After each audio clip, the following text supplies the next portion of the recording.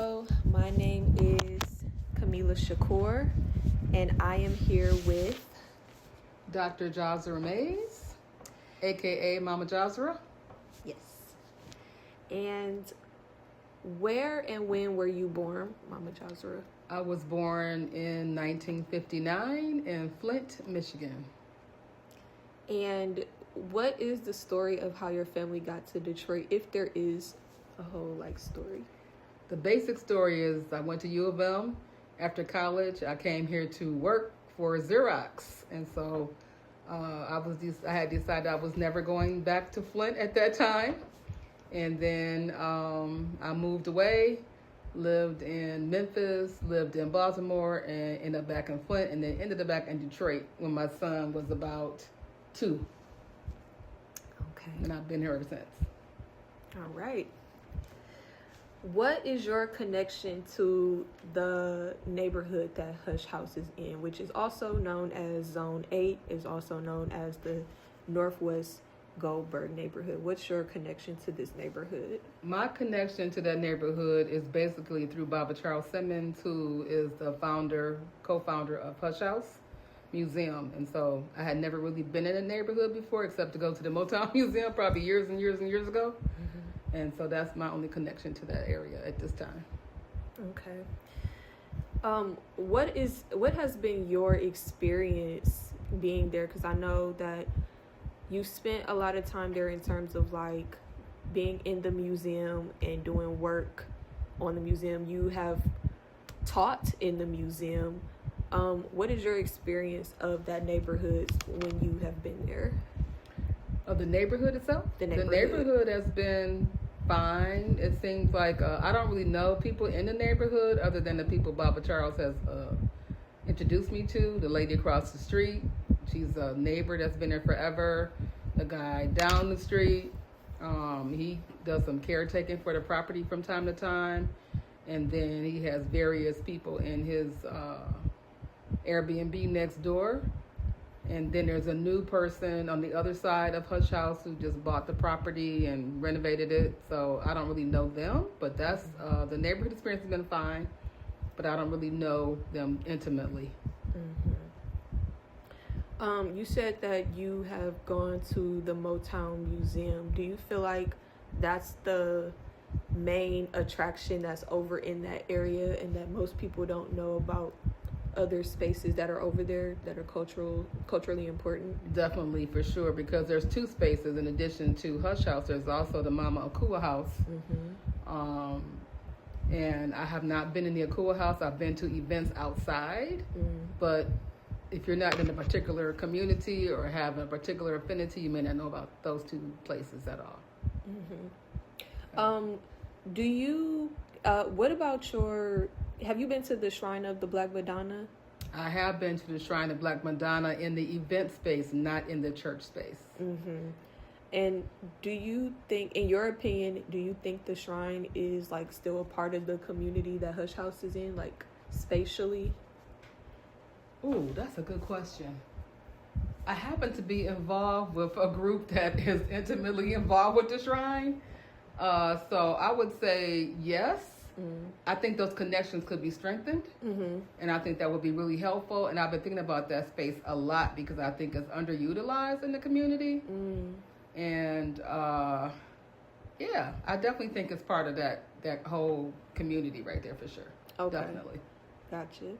I asked that because part of how we have been educated and trained in Black Bottom archives for our community archival projects is to examine the ways that our communities are connected and outside of just borders. Mm-hmm. So the Northwest Goldberg borders are a very specific thing, but that doesn't necessarily mean that there aren't spaces outside of those borders that aren't still a part of the same community or the same vision. And so making those connections, I think, is really important because, like you said, we can do more together. For sure. I will also add King Solomon Church around the corner to that as well, because Baba Charles is intimately connected with that church. He's a member of that church. His family was members of that church. Mm-hmm. We have memorabilia in the museum from that church. And so I think that that's another space that needs to be more connected to all of the spaces there. Yeah. I agree. King Solomon, I feel like, was the space that brought me into Hush, because I had met Baba Charles a few different times at different events, but the event that I met him, that I saw him at again there, him and Rashawn, for the Malcolm X Message to the Grassroots speech that he had gave there. That was how I actually got to be involved with Hush. So King Solomon to me is like a nexus for sure, because if it hadn't been for that, I wouldn't be with Hush. Exactly. What do you think is most important for future generations to remember about this neighborhood? I only really am intimately involved or know one person in that neighborhood, and that's Baba Charles Simmons. I think his impact in that neighborhood is probably bigger than I even know it is. I've only known him since 2023, but he's a staple. He's been there forever. He's contributed, him and his wife, Mama Sandra, who is now an ancestor, contributed greatly to that neighborhood.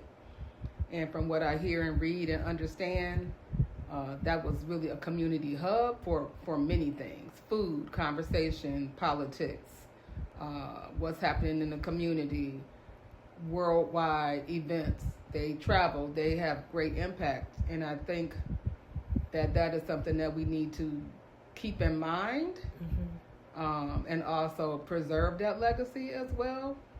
So I think that, because of those two people, that neighborhood thrived for a while, and it's probably still thriving in a way. There needs to be more connections and more activity, but I think it's significant they were significant to that neighborhood, is what I'll say from what my understanding is. Excuse me. For sure. And this is a little bit off topic, but not really. But how do you want to be remembered? Me? You.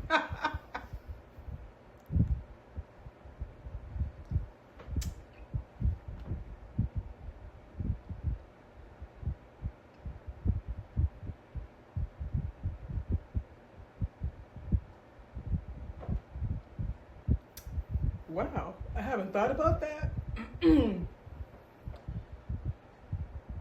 As a person who did their best to impact community and people that I cared about in a way that was helpful for them, not really for me, but was helpful for them, whatever that looks like. So that's an emotional question, because I haven't thought about that. And thinking a lot about ancestry, this has come up like 3 times in the last 3 months. And I was in an event with a lady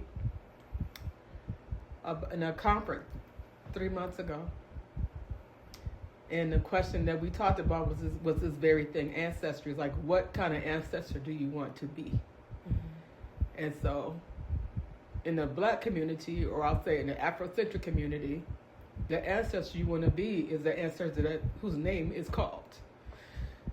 And so you want to be remembered for what you gave to the community and the people around you.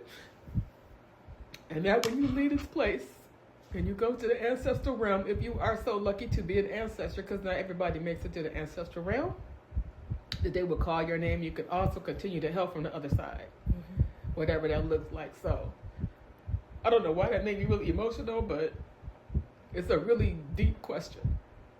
Yeah, it's not a surfacey question. And I answer it with the diligence, with much diligence, because it is an important question. So, also Mercury's in retrograde. I'm going to blame it on that. My emotional state. So, yeah, thanks for asking that question. Thank you for answering it with so much And also as a grandmother, Yes.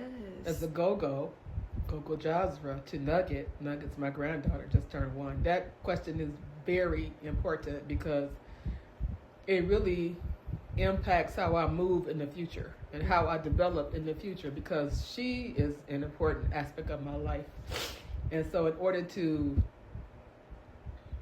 continue to develop Iwa character, Iwa Pelly, good character, you have to keep that in mind, like what kind of ancestor are you going to be? And you can't be a good ancestor if you're not good in this life. Mm. And so if you're good in this life, continue to grow, continue to give, continue to expand in ways that benefit the people around you. And sometimes, again, it's not necessarily what you want for them, it's what they want for themselves. Mm. And so I think that's a distinction, because I think that sometimes elders get the impression that they know what is best for somebody, and they do not, because everybody's path is different. And so what you want to be able to do is support the path that that person is on. As long as it's positive, you can support it. It don't have to look how you want it to look, but you can still support it in a way that someone of good character, someone of caring can support. I'm done with that. I can go on and on, apparently, yeah. So, yeah. Okay. Yes. Thank you so much for how you answered that question. Mm-hmm. As you were answering that, I was thinking about so many things. It stirred up a lot in me too. Mm-hmm. The first thing that came up was like about how you were speaking about legacy and being remembered. It made me think about Mama Sandra, mm-hmm. and how much her spirit is still so revered, mm-hmm. and how much you can still feel her in Hush, even though you and I both came along to Hush after she already passed. Yeah. Her spirit was still, it's still very present. Absolutely. In the house, and just the people that know, she's touched so many people, yeah, just like Baba Charles has. And so I feel like she is someone who, you know, has done what you were describing, mm-hmm. in terms of that. And so it also makes me feel like it's no wonder why you're so involved with Hush, mm-hmm. because there is some kinship in terms of that type of legacy work. Yeah. But yeah, I think that's all I wanted to ask. Is there anything else that you wanted to get on the record, that we didn't touch on about Hush or about the neighborhood? Yeah, I think I would just want to also say that I wish there were more resources available to develop places like Hush House. They're really special. There's special people that are doing the work there. It's challenging in order to, you know, continue those types of legacies without funding or, you know, on the backs of other people who just want to do it, because, you know, everybody there is a volunteer. Yes. And we're all there because we want to be there. We think it's important. We think that the work that was done there is important. The neighborhood is important. And I just wish there were more, like, not even like resources you have to compete for, mm-hmm. but just like, this is part of what we do in Detroit. We support these organizations. This is part of our budget. Yeah. You know, like, I wish it was like that, and we don't have to like compete and split all the resources up in order to maintain these institutions, because I think that's part of the challenge for particularly, I'm going to say, minority serving or black serving institutions, is that we don't have money. But they're important. Yeah. You know, and so I just wish that was more of a thing that was happening. Like, that's just part of our culture. Yeah. You know, across the world. Actually, I mean, across not the world, but the United States. Well, the world too. United States, that part of the impetus for having a city is like, oh, we have to support these institutions. Detroit is really good for tearing down buildings.